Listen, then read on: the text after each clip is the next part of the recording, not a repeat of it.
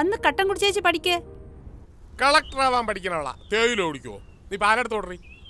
ഒന്ന് പോ പപ്പ.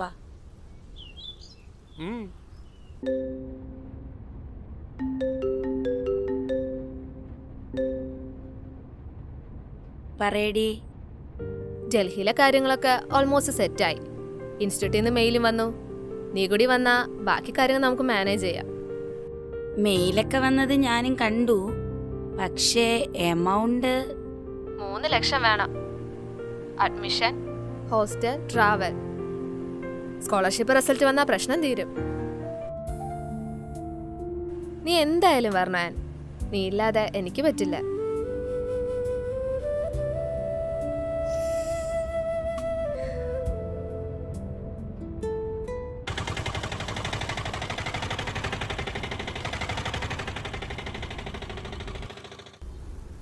അച്ഛായ, വീടിന് ലോൺ അടയ്ക്കണ്ടേ? ഇനിയും താമസിച്ച ബാങ്കുകാർ പ്രശ്നം ഉണ്ടാക്കും. ഇപ്പൊ തോന്നുന്നു ലോൺ എടുത്ത് വീടൊന്നും വെക്കണ്ടായിരുന്നു. എല്ലാം കൈവിട്ട് പോകുന്നത് പോലെ.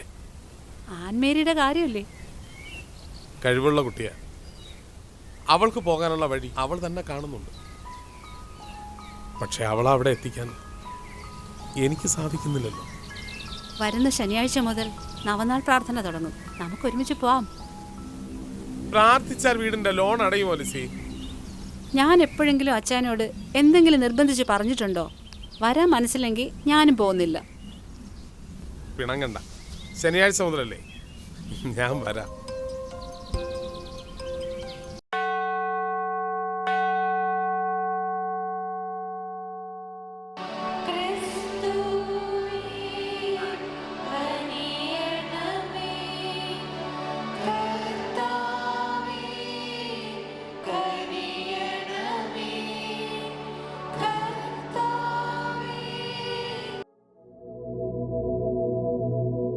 ഇപ്പൊ തോന്നുന്നു ലോൺ എടുത്ത് വീടൊന്നും വെക്കണ്ടായിരുന്നു. 3 ലക്ഷം വേണം. Admission, hostel, travel. ഓ ദിവ്യകാരുണ്യമേ, പ്രതീക്ഷ നഷ്ടപ്പെട്ടവർക്ക് പ്രത്യാശയും വഴിയറിയാതെ നിൽക്കുന്നവർക്ക് വഴിയും നൽകണമേ.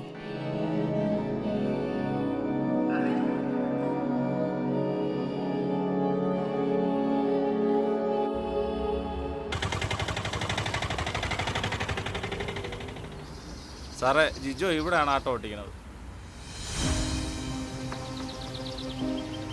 സാറേ, സാറാര് ഇവിടെ ഒന്നും കണ്ടിട്ടില്ലല്ലോ.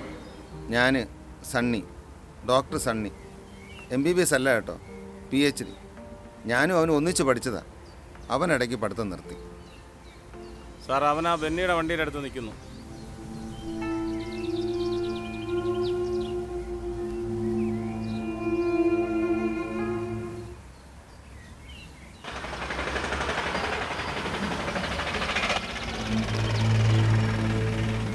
എടാ, നിനക്ക് ക്യാഷ് തന്നാൽ നീ എങ്ങനെ തിരികെ തരും?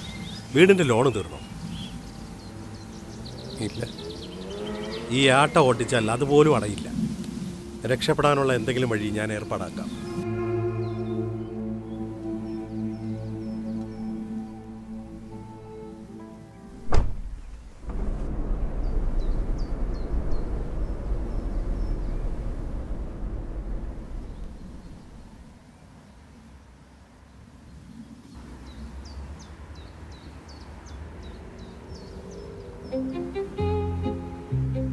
മറന്നോടാ എന്നെ? ഏയ്, ഒട്ടും പ്രതീക്ഷിച്ചില്ല.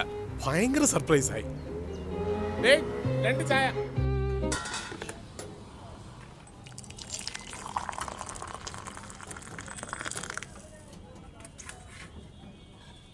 ഇത് ആരുടെ? ഫ്രണ്ടാടാ, കൂടെ പഠിച്ചത്. ആ ശരി. ആ വ്ളാത്താങ്കര പള്ളിയുടെ ചരിത്രവും വിശ്വാസവുമാണ് എൻ്റെ പുതിയ തീസിസിൻ്റെ വിഷയം. അപ്പൊ എൻ്റെ സഹായം നിനക്ക് വേണം. അതിനല്ലേ ഞാൻ ഇങ്ങോട്ട് വന്നത്. ഇവിടെ അടുത്ത് ഞാനൊരു വീട് വാടകയ്ക്ക് എടുത്തിട്ടുണ്ട്. നാളെ മുതൽ എൻ്റെ കൂടെയാണ് നിന്റെ ഓട്ടം മുഴുവൻ. ഓക്കെ, സമ്മതിച്ചു. നാളെ പക്ഷേ ശനിയാഴ്ച അല്ലേ? നവനാള് കുഴപ്പമില്ല, ഞാൻ വരാം.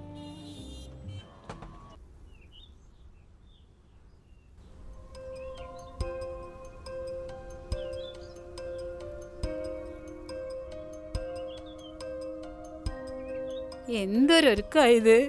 ഒപ്പം പഠിച്ച ഒരു പ്രാന്തം വന്നിട്ടുണ്ട്, സണ്ണി. നമ്മുടെ പള്ളിയെക്കുറിച്ച് പഠിക്കാൻ വന്നതാ. മോളുടെ കാര്യം പറഞ്ഞാൽ ചിലപ്പോൾ എന്തെങ്കിലും സഹായിച്ചേക്കും. അപ്പ ഞാനൊരു കാര്യം തീരുമാനിച്ചു.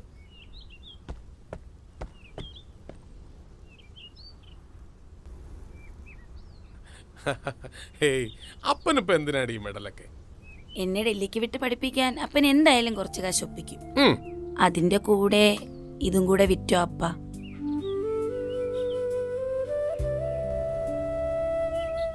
വേണ്ട വേണ്ട, റാങ്ക് വാങ്ങിയപ്പോൾ കിട്ടിയ മെഡലല്ലേ, അതെപ്പോഴും നിന്റെ കയ്യിൽ തന്നെ ഇരിക്കട്ടെ. ലിസി, എല്ലാം ശരിയാകും. ഇപ്പൊ നിങ്ങൾ എവിടെയാ പോകുന്നേ? ആ സണ്ണിയുടെ ഫുൾ ഓട്ടം ഇന്ന് മുതൽ ഞാനാ. അവനവിടെ കാത്തു നിൽക്കുന്നുണ്ടാവും. ഇന്ന് പറ്റില്ല, നവനാൾ പ്രാർത്ഥനയുടെ 2ാം ദിവസമല്ലേ. എന്ത് വന്നാലും മുടക്കാൻ പറ്റില്ല. പ്രാർത്ഥന മുടക്കാൻ ഞാൻ സമ്മതിക്കില്ല. അപ്പ ഓട്ടം നാളെ പോയാ പോരെ? ഒരാവശ്യത്തിന് പോകുമ്പോ കുറുകെ നിൽക്കണം.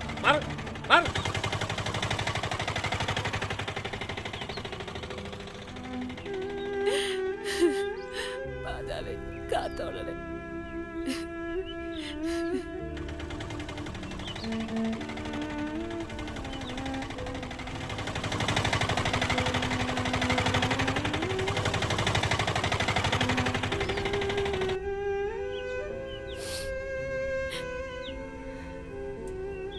മാതാവേ, എപ്പോഴും കൂടെ ഉണ്ടായിരിക്കണം.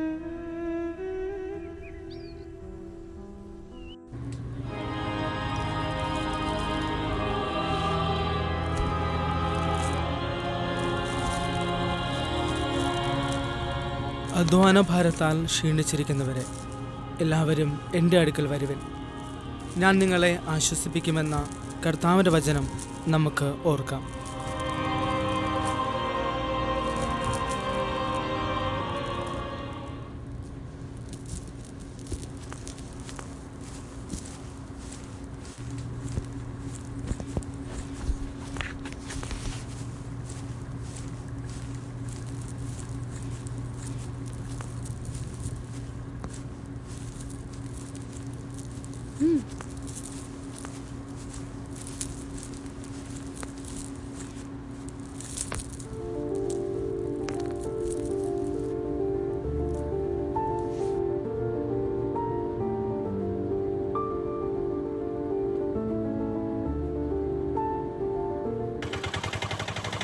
അങ്ങനെ വ്ളാത്താങ്കര പള്ളിയുടെ ചരിത്രവും വിശ്വാസവും അന്വേഷിച്ചുള്ള എൻ്റെ യാത്ര ആരംഭിച്ചു.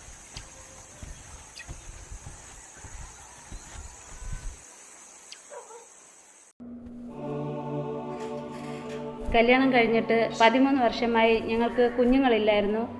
എല്ലാ പ്രതീക്ഷയും നഷ്ടപ്പെട്ട സമയത്താണ് വ്ളാത്താങ്കര അമ്മയുടെ മാധ്യസ്ഥം തേടിയത്. കാൽപ്പണം വച്ച് തൊട്ടിൽ നേർച്ച നേർന്നു. അടുത്ത വർഷം ഇതേ ഇവനെ ഞങ്ങൾക്ക് കിട്ടി. നന്ദി സൂചകമായി ഇവനെ മാതാവിൻ്റെ തിരുനടയിൽ സമർപ്പിച്ചു. ഇവിടെ അതിനെ അടിമകെട്ടെന്നാണ് അറിയപ്പെടുന്നത്.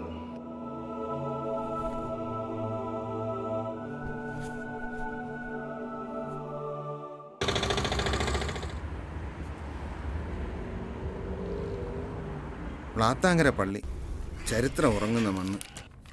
ഇതൊരു അന്വേഷണമല്ല, വിശ്വാസത്തിൻ്റെ ആഴത്തിലേക്കുള്ള ഇറങ്ങിച്ചെല്ലലാണ്.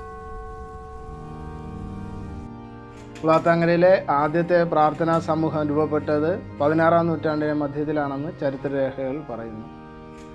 വിദേശ മിഷണറി ആയിരുന്ന വീരമാമുനി എന്നറിയപ്പെടുന്ന കോൺസ്റ്റന്റൈൻ ജോസഫ് ബിഷ്ക് സ്വർഗാരോപിത മാതാവിൻ്റെ ദർശനം ലഭിച്ചുവെന്നും അതിനുശേഷമാണ് ഈ സ്ഥലം കന്യകാവ് എന്നറിയപ്പെടുവാൻ തുടങ്ങിയത്. പിന്നീട് 1790-ൽ ബെൽജിയൻ കർമ്മലീത്ത വൈദികരുടെ നേതൃത്വത്തിൽ ഇവിടെ ആദ്യമായി സ്ഥിരമായൊരു ദേവാലയം പണി കഴിപ്പിച്ചു. 1915-ൽ ഇതൊരു സ്വതന്ത്ര ഇടവകയായി മാറി. കൂടുതൽ വിവരങ്ങൾ ഈ ചരിത്ര പുസ്തകത്തിൽ നിന്നും ലഭ്യമാണ്. അൻപുടൻ അച്ഛനെ കുറിച്ച് കേട്ടിട്ടുണ്ട് ഫാദർ. കർമ്മലീത്ത മിഷന്മാരുടെ സേവനത്തിന് ശേഷം തദ്ദേശീയനായ ആദ്യ വൈദികനായ മാനുവേൽ അൻപുടൻ അച്ഛൻ ഇടവകയുടെ വികാരിയായി ചാർജ് എടുത്തു. അദ്ദേഹത്തെ നാട്ടുകാർ സ്നേഹപൂർവ്വം വലിയച്ഛനെന്ന് വിളിച്ചു. അച്ഛാ, ചില സ്ഥലങ്ങളുടെ ചരിത്രം എഴുതപ്പെടുന്നതല്ല, ജീവിക്കപ്പെടുന്നതാണ്. ശരി അച്ഛാ. ഈശോ മിശിഹായ്ക്ക് സ്തുതിയായിരിക്കട്ടെ.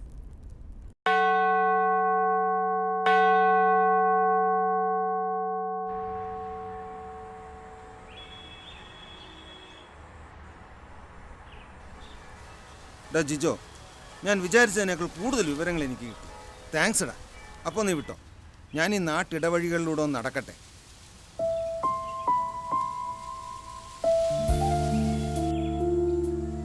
എന്താടാ?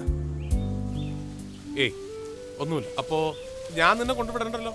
ശരി, നിന്റെ പ്രശ്നം പറഞ്ഞിട്ട് പോ. മോക്ക് ഡൽഹിയിൽ സിവിൽ സർവീസിന്റെ കോച്ചിങ്ങിന് പോകണം. എന്റെ കയ്യിലാണെങ്കിൽ ഒന്നുമില്ല.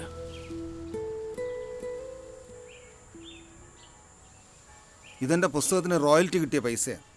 50,000 രൂപയുണ്ട്. നീ വെച്ചോ. ഏയ് വേണ്ട വേണ്ട, ഇത് തിരിച്ചു തരാനും വേണ്ട. കുറച്ചുകൂടെ ഞാൻ സംഘടിപ്പിച്ച് തരാം.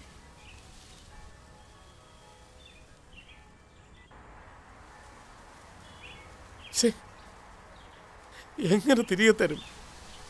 അതിനത് നിനക്കല്ലല്ലോ, ആൻമേരിക്ക. സാധിക്കുമ്പോൾ തിരികെ തന്നാൽ മതി.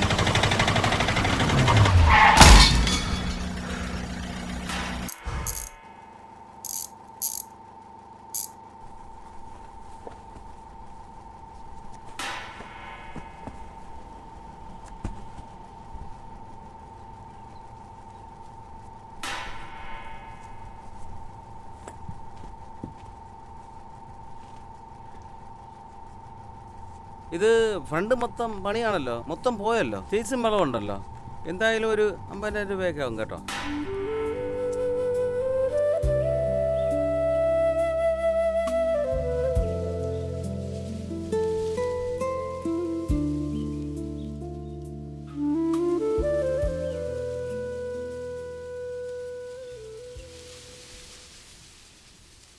പോവാം.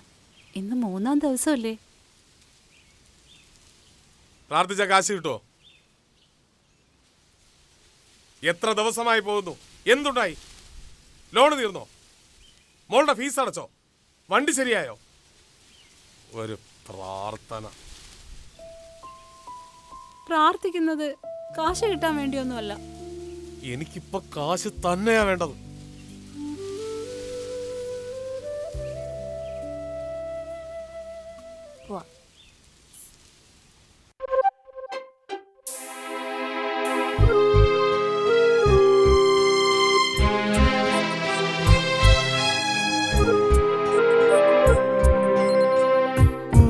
പൂജക്കെടുക്കാത്ത പൂക്കളെ പോ, പൂമണമില്ലാത്ത പൂക്കളെ പോ, അടുത്തറിയുന്നവർ അവഗണിച്ചിടുമ്പോൾ ജീവിതം ഭാരമായി തീർന്നിടുന്നു.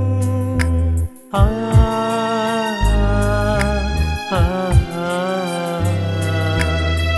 ജീവിക്കാൻ ആശ നശിച്ചിടുന്നു.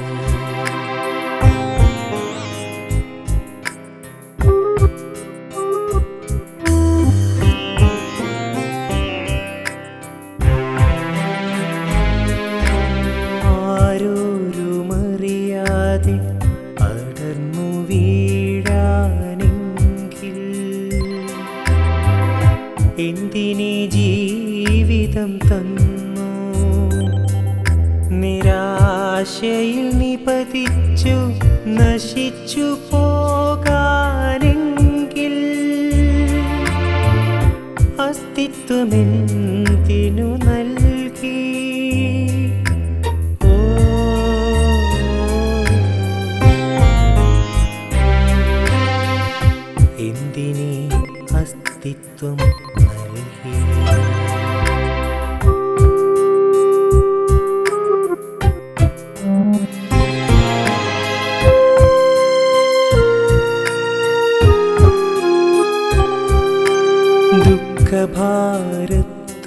കണ്ണീരോടെ തിരുമുൻപിലണയുന്നു മാതേ. ദുഃഖാർത്തരായിന്നു ഞങ്ങൾ മരുഭൂവിൽ മലർവാടി. ജിജോ 8 ശനിയാഴ്ചയും മുടങ്ങാതെ വന്നല്ലോ. അടുത്ത ശനിയാഴ്ച കൂടി വന്ന് നവനാൾ പ്രാർത്ഥനയിൽ പങ്കെടുത്താൽ മനസ്സിൽ ആഗ്രഹമുണ്ടെങ്കിൽ അമ്മ അത് സാധിച്ചു തരും.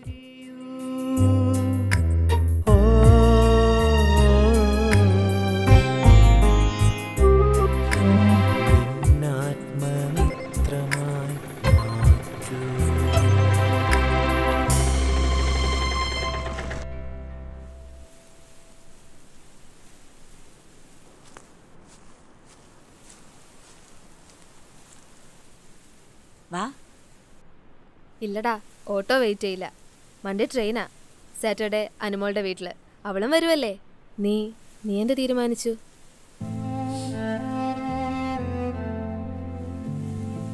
അവസാന നിമിഷം വരെ നീയും വരുമെന്ന് ഞാൻ കരുതിയിരുന്നു. നീ വരും, എനിക്കുറപ്പുണ്ട്.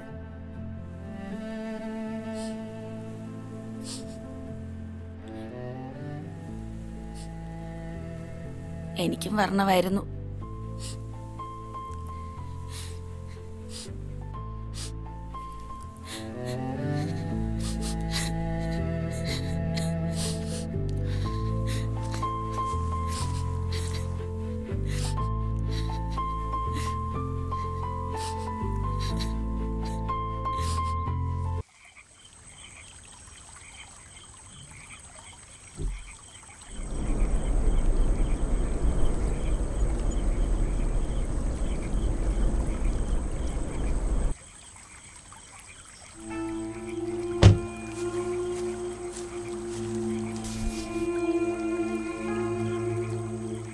എന്തോ കാശിൻ്റെ ആവശ്യം പറഞ്ഞിരുന്നില്ലേ? ഞാൻ ഏർപ്പാട് ചെയ്യാം.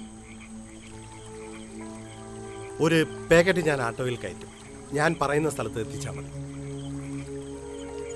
എന്ത് പാക്കറ്റ്? അത് ചോദിക്കണ്ട. ഒരു പ്രാവശ്യം പോകുമ്പോൾ 25,000. അങ്ങനെ 4 തവണ പോകുമ്പോൾ 1,00,000. പിന്നെ 1,00,000 ആദ്യമേ തരും. എന്താ?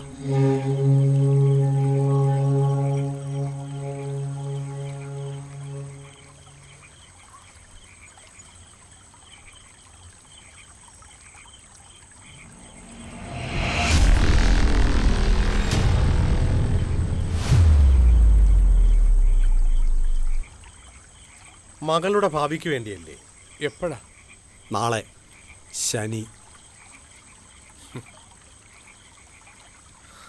9-ാം ദിവസം. ശരി, ഞാൻ ചെയ്യാം.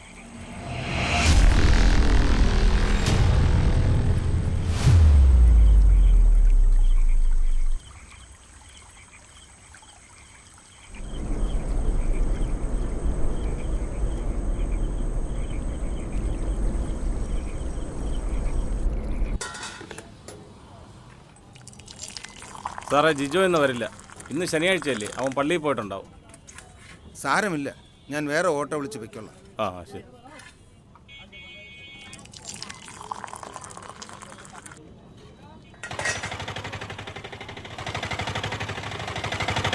ജിജോ,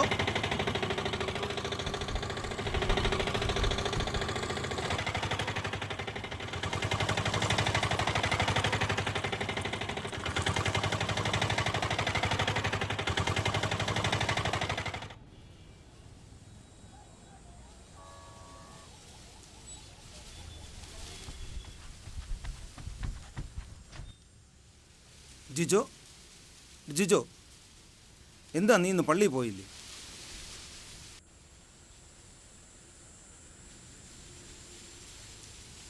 ആരോടെങ്കിലും പറഞ്ഞില്ലെങ്കിൽ അടക്കി പിടിച്ച ചിലപ്പം നെഞ്ച് പൊട്ടിപ്പോകും. എന്താണ് കൊണ്ടുപോകുന്നതെന്ന് പോലും അറിയില്ല. ചിലപ്പോൾ മയക്കുമരുന്നായിരിക്കും, അല്ലേ വേറെ എന്തെങ്കിലും. പിടിക്കപ്പെട്ട തീർന്ന്. പിടിച്ചില്ലേ കാശ് കിട്ടും. അതെടുക്കാൻ പോകുന്ന പോക്ക. ജിജോ, ലോകം മുഴുവൻ നേടിയാലും സ്വന്തം ആത്മാവിനെ നഷ്ടപ്പെടുത്തിയാൽ എന്ത് പ്രയോജനം?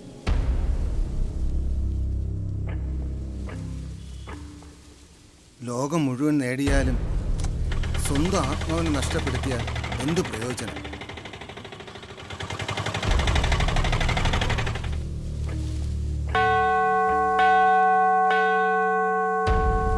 ലോകം മുഴുവൻ നേടിയാലും സ്വന്തം ആത്മാവിനെ നഷ്ടപ്പെടുത്തിയാൽ എന്ത് പ്രയോജനം?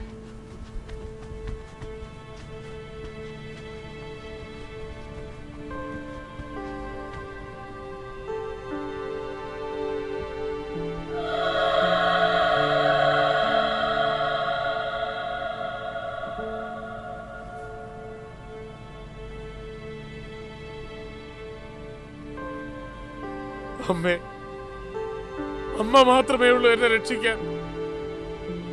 തെറ്റായ വഴിയിൽ പോകാതെ എന്റെ മകളുടെ സ്വപ്നത്തിനൊപ്പം നിൽക്കാൻ എന്നെ സഹായിക്കണമേ.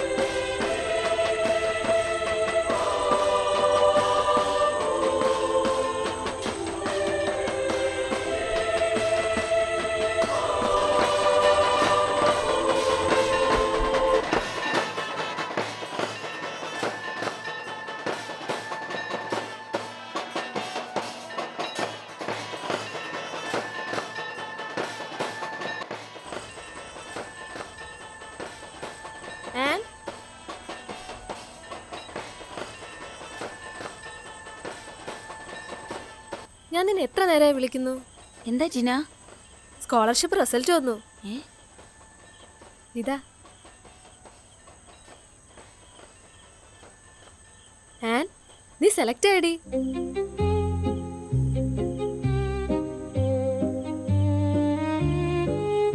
മുഴുവൻ ഫീയും വേണ്ട, പകുതി മതി. അതും ഉടനെ വേണ്ട, കുറച്ച് മാസങ്ങൾ കഴിഞ്ഞ്. പിന്നെ ട്രാവലും ഹോസ്റ്റലും അത് ഞാൻ നോക്കും. നീ വാടി. ഇതുവരെ അപ്പൻ ഒറ്റയ്ക്ക് ഓടിയില്ല അപ്പ. ഇനി ഞാനും കൂടെ ഓടാം. പഠിത്തത്തിൻ്റെ കൂടെ എന്തെങ്കിലും ജോബ് കൂടെ നോക്കാം അപ്പ.